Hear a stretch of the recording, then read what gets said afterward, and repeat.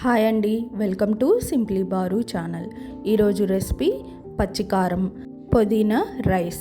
చాలా ఈజీగా ఫాస్ట్గా అయిపోతుందండి. మీరు కూడా ట్రై చేయండి. ఎక్కడ స్కిప్ చేయకుండా ఫుల్ వీడియో వాచ్ చేయండి. మీకు ఈ వీడియో నచ్చినట్లయితే please share and subscribe to simply bar channel. సరేనా, ఇంకా ప్రాసెస్లోకి వెళ్ళిపోదాము.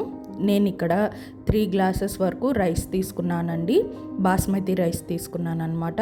అండ్ క్లీన్ చేసి పెట్టుకొని నేను చూపిస్తున్న గ్లాస్తో 1 గ్లాస్కి 1.5 గ్లాసు వరకు వాటర్ వేసుకున్నాను అనమాట.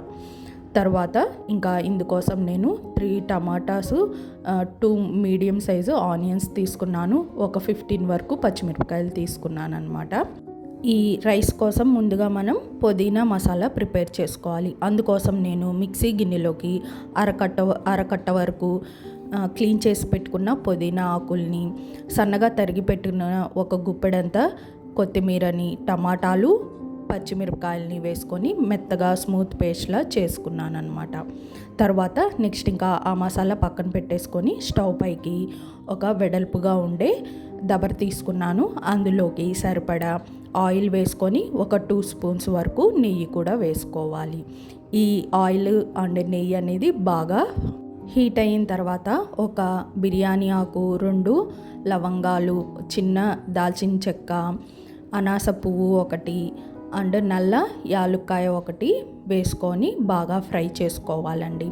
ఇవన్నీ బాగా ఫ్రై అయిన తర్వాత సన్నగా కట్ చేసి పెట్టుకున్న ఆనియన్స్ కూడా వేసుకొని గరిటెతో తిప్పుకుంటూ మంచిగా ఫ్రై చేసుకోవాలన్నమాట.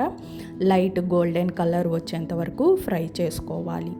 ఈ ఆనియన్స్ కూడా బాగా ఫ్రై అయిన తర్వాత 2 స్పూన్స్ వరకు అల్లం వెల్లుల్లి పేస్ట్ వేసుకొని, అల్లం వెల్లుల్లి పేస్ట్ అనేది పచ్చివాసన పోయేంత వరకు ఈ ఆనియన్స్లో వేసుకొని బాగా ఫ్రై చేసుకోవాలన్నమాట. మనకి పచ్చివాసన వస్తే బాగోదండి టేస్ట్.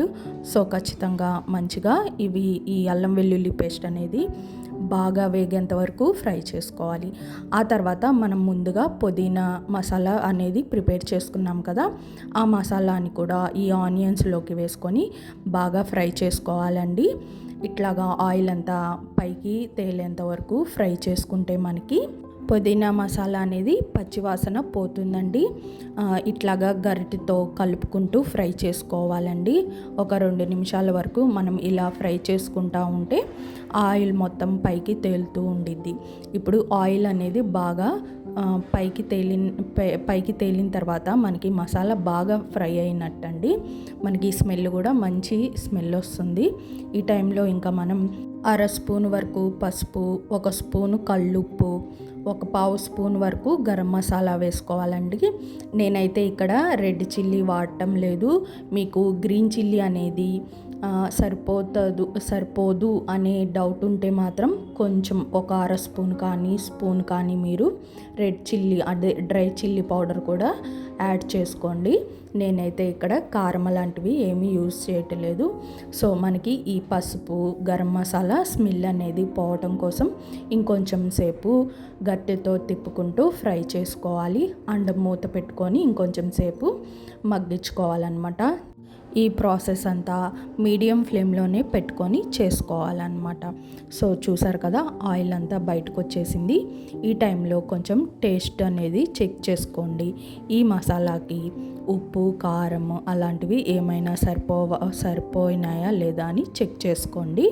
సరిపోకపోతే కొంచెం సాల్ట్ అనేది యాడ్ చేసుకోండి. సాల్ట్ కానీ కారం కానీ యాడ్ చేసుకోండి. నాకైతే ఇక్కడ అన్నీ బాగానే సరిపోయినాయి అన్నమాట.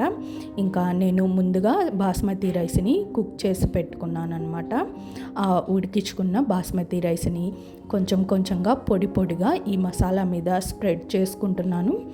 అన్నం మొత్తం ఈ మసాలా పైన వేసేసిన తర్వాత చూస్తున్నారు కదా, నేను దబర అంచుల నుండి రైస్ని కలుపుతున్నానండి. మధ్యలో నుంచి అస్సలు కలపటం లేదు. ఎందుకంటే మనకి ఇది బాస్మతి రైస్ కాబట్టి తునిగిపోతే అంత మంచిగా అనిపించదు అనమాట చూడటానికి కూడా. సో అందుకని అంచుల మీదుగా మీరు గరిటెతో తిప్పండి.